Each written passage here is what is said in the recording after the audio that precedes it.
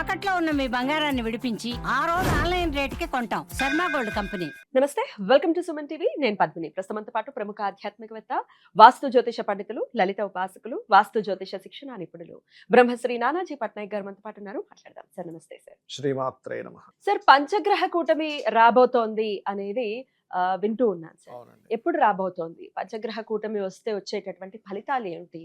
అంటే ఏదైనా నెగటివ్ గా ఏమైనా జరుగుతాయా?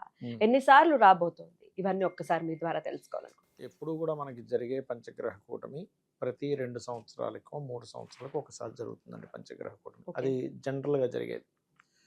ఆ పంచగ్రహ కూటమి జరుగుతున్నప్పుడల్లా మన పంచగ్రహ కూటమి అంటే అప్పుడు పెద్ద పెద్ద విపత్తులు జరగాలని రూల్ ఏం లేదు. ఓకే. కానీ ఈసారి వచ్చేటువంటి పంచగ్రహ కూటమి మనం ఒక 100 సంవత్సరాలు వెనక్కి వెళ్ళినా సరే ఆ గ్రహస్థితి మీకు కనబడదు. ఎందుకంటే 3 సార్లు వస్తుంది, 2 నెలల్లో 3 సార్లు.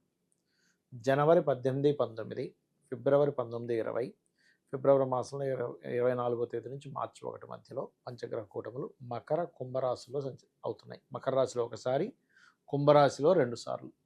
అదేవిధంగా ఇంకొక 2 సార్లు ఏమో చతుర్గ్రహ కూటమి వస్తుంది. అంతే కదా, చంద్రుడు వెళ్ళిపోయాడంటే చతుర్గ్రహ కూటమి వస్తుంది. ఏ గ్రహాలు కలుస్తున్నాయి సార్? మనకి ఈ పంచగ్రహ కూటమి మకర రాశిలో సంచారం జరిగేటప్పుడేమో పర్టికులర్గా మనకి కుజుడు, రవి, శుక్రుడు, బుధుడు, చంద్రుడు. అబ్బా.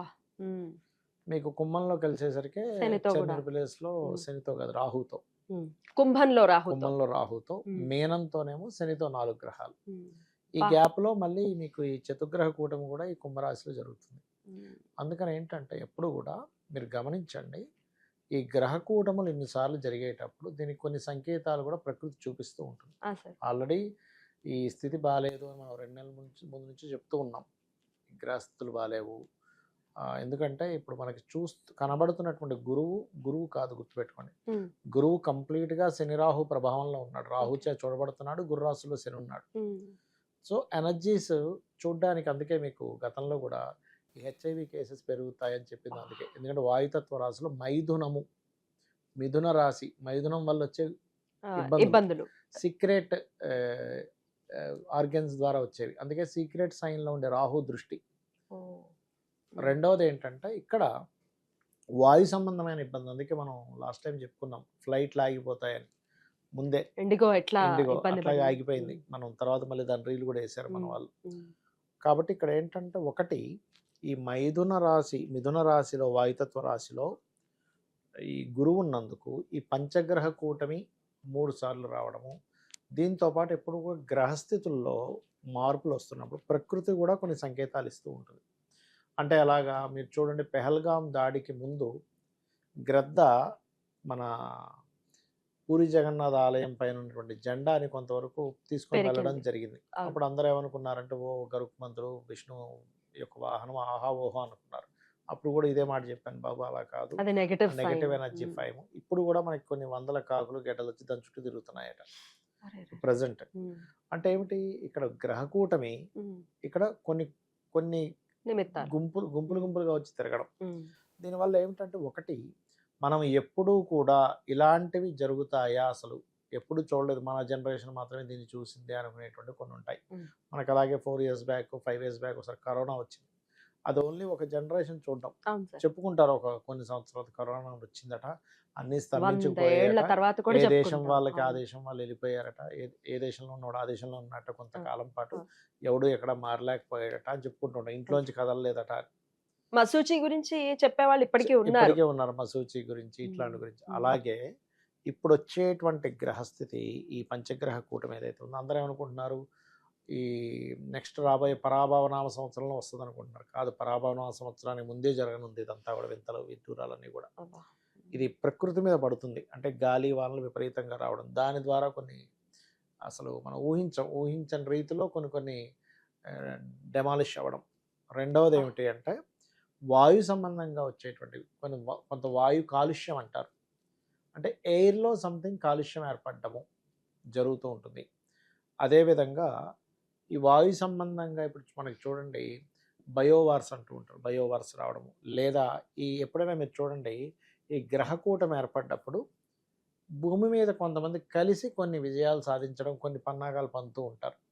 మీరు గమనిస్తే కనుక ఆంధ్రప్రదేశ్ మనకి ఈ ఎలక్షన్ సమయంలో పైన గ్రహ కూటమి జరిగింది, కిందన వీళ్ళ ముగ్గురు కూటమి జరిగింది, వీళ్ళు గెలుస్తారు అనుకున్నాం అప్పుడు ఆ సమయంలో. కాబట్టి ఇప్పుడు మరి ఇలాంటి కూటమి ఏమన్నా? ఎలాంటి దారి తీస్తుంది అంటే, కొంతమంది కలవడం వల్ల కొన్ని లాభాలు ఉంటాయి. కొంతమంది కొన్ని దేశాలు ఒక 4, 5 దేశాలు లేకపోతే కొన్ని దేశాలన్నీ ఒకవైపు అయిపోవడం, ఇంకొన్ని దేశాలు ఇంకోటి అయిపోవడం, అలాగ వాళ్ళ మధ్యన ఉండేటువంటి కొంత పోరు, కొంత యుద్ధ వాతావరణం ఏర్పడడం, తద్వారా కొంతవరకు నెగటివ్ ఇవి జరగడం అనేది జరుగుతుంది. కాబట్టి ఇప్పుడు ఈ గ్రహ కూటమి ఎప్పుడూ కనీవిని ఎరగనటువంటి ఈ స్థితి 3 సార్లు పంచగ్రహ కూటమి రావడం ఒకే సంవత్సరంలో, కేవలం 2 నెలల వ్యవధిలో, అదే 4 నెలల వ్యవధిలో మరో 2 సార్లు చతుర్గ్రహ కూటమి. చతుర్గ్రహ కూటమి ఇస్ కామన్ థింగ్, అది పెద్ద విషయం కాదు. కానీ ఇది రావడం రేరెస్ట్ కాంబినేషన్. దీంతో పాటు ఇది ఎప్పటి నుంచి పనిచేస్తుంది అంటే, ఎప్పుడో జనవరి వచ్చేదాకా కాదు, నవంబర్ 2025 నవంబర్ నుంచి దాని పనితీరు స్టార్ట్ అయిపోయింది. ఎందుకంటే ఇక్కడ గురువు యొక్క స్వరూపం మారింది. నీకు కనబడుతున్న గురువు కాదు. అలా అయితే మిథున రాశిలో ప్రతిసారి తిరుగుతున్నటువంటి గురువు ఆ ఫలితాలే ఇవ్వాలిగా. మరి ప్రతి 12 సంవత్సరాలకి ఎందుకు ఎయిడ్స్ పెరగట్లేదు? ప్రతి 12 సంవత్సరాలకి వాయువులో ఎందుకు ఇబ్బంది రావట్లేదు? ప్రతి 12 సంవత్సరాలకి ఫ్లైట్లు ఎందుకు ఆగిపోవట్లేదు? ఎందుకంటే గురువు యొక్క స్వరూపం మారింది ఇక్కడ. గురువు శని రాహు యొక్క స్వరూపాన్ని తీసుకున్నాడు. శని రాహు అంటే ప్రతిదీ కూడా ఆటంకాలు, ఆగడము, కొంతమంది జన నష్టం జరగడము, ద్రవ్యోల్బణం అంటారు. అంటే ఏంటి? కొంతమంది దేశాల యొక్క కొన్ని స్థితిగతులు మారనున్నాయి. కొన్ని దేశాల తీరే పూర్తిగా మారిపోనుంది. కాబట్టి మరి సరే, ఇవన్నీ మారుతున్నాయి. సామాన్య ప్రజలు ఎవరైతే ఏమి ఇబ్బంది పడకుండా ఉండాలంటే ఏం చేసుకోవాలి?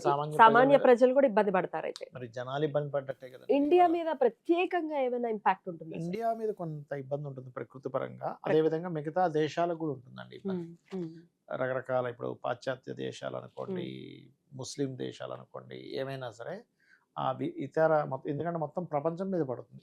ఇప్పుడు మన కరోనా వచ్చినప్పుడు మొత్తం ప్రపంచం మీద పడుతుంది, కేవలం ఇండియానో కేవలం అమెరికానో కాదు.